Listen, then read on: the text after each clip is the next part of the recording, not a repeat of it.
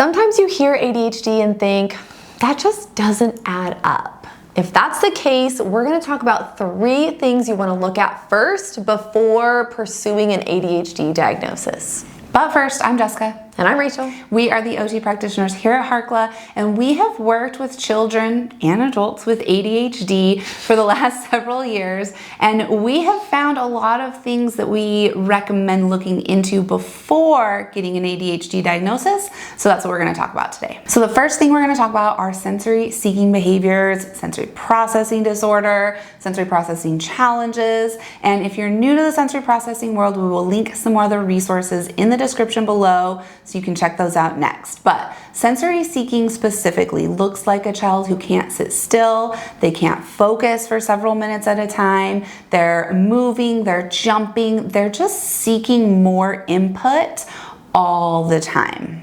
They have a sensory threshold that is up here. They wake up in the morning with their sensory cup and it's already it's got holes in it. We're trying to fill it up with sensory input and there's just holes. We just cannot get enough sensory input in order for it to register in their brain. So that's what causes them to jump and run and crash and move and not be able to sit still in their seat, which looks also like ADHD in some cases, which is why we want to make sure that we're ruling that out first. Well, I was going to say that is kind of the stereotypical description of ADHD, and that was one of the first things that we often look at, especially when ADHD was first getting the ball rolling, was inattentive ADHD. And so that is one thing that we do still need to rule out is it ADHD or is it more sensory seeking? Exactly. So the next thing we want to make sure we're ruling out are retained primitive reflexes. Again, if you've been here at all with us, you know we talk about primitive reflexes all the time. We'll put a few other resources in the description for you to check out if you want to dive deeper into that. But a quick overview, these primitive reflexes are reflexes that are designed to keep these infants and babies safe and hit their developmental milestones. If you think about the Moro reflex, this is the reflex when you set baby down and they startle and they cry and they cling to you. This is their way of finding out their caregiver is going to protect them, and it's working through integrating these reflexes.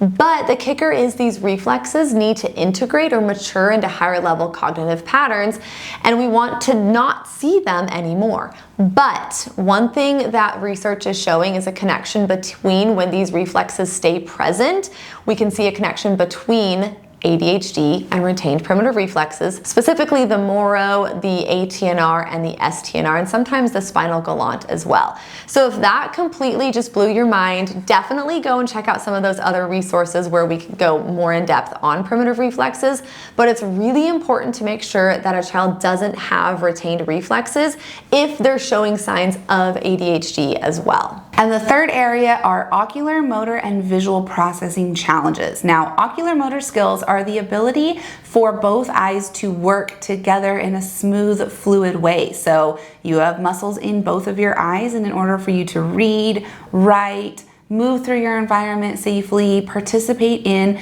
social, academic skill activities, your eyes need to work well together. And for a child who struggles with this, maybe their eyes didn't develop well for any number of reasons, this is gonna look like ADHD because they are going to avoid all of those activities, specifically reading and writing. And when a child avoids those activities, it looks like they're misbehaving, or it can look like ADHD. This isn't something that's going to be caught by a traditional, vision screening or a vision screening that's done at school. This is something that we have to go and see a developmental optometrist who's going to rule out things like a convergence insufficiency, saccades challenges, accommodation issues. This is something that we have to go and again specifically advocate for, because most of our traditional vision doctors that we're taking our kids to aren't looking at how the eye muscles are working and how those are impacting a child's ability to read, write, catch a ball, and just navigate their environment safely. So if ADHD has been brought up to you for your child, if the pediatrician has talked about it, if a teacher,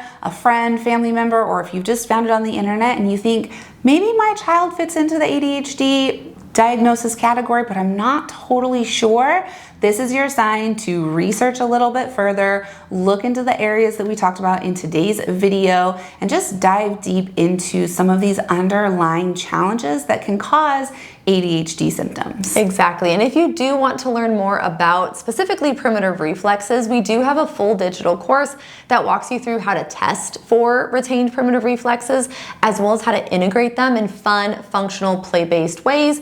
We'll link that in the description of this video for you to check out. And then we also have another YouTube video specifically on ocular motor challenges and ADHD, where we give you some activities and strategies to help. Again, if this video was helpful, make sure you give it a thumbs up. Make sure you're subscribed. We do drop a new video every Tuesday here on our Harkla YouTube channel. Yep. Make sure you are following us on Instagram.